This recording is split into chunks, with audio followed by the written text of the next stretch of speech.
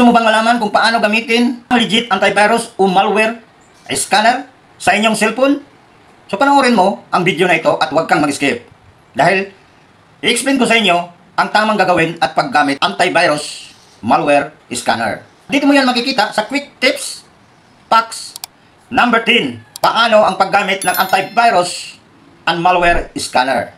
May virus o adware sa inyong cellphone na pala sa phone mo. Ito ang tamang paraan kung paano gamitin ang legit na antivirus. Number 1, mag-install ka lang ng antivirus apps. Alaala, huwag yung galing sa random website. Buksan mo ang Google Play Store at hanapin ang mga trusted apps tulad ng Avast, EBJ, Bitdefender o Kaspersky. Ang mga may verified protection apps kailangan mong i-install sa inyong cellphone para iwas virus at malware or adware. Pangalawa, kailangan i-scan mo ang buong phone mo. Pagkatapos mo buksan ang antivirus, kailangan mong gawin, itap mo lang yung full scan o smart scan. Mag-automatic mag-scan sa inyong buong system ng inyong cellphone. Siya na ang maghanap mga malware or antivirus na nakapasok sa inyong cellphone.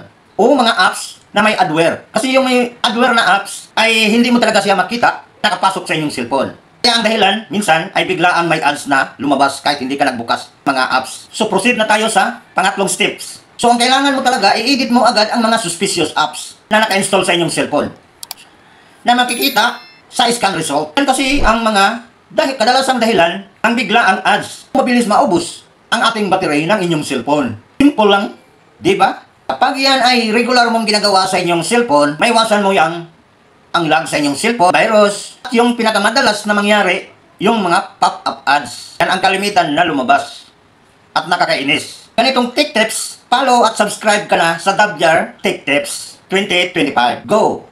See you next video!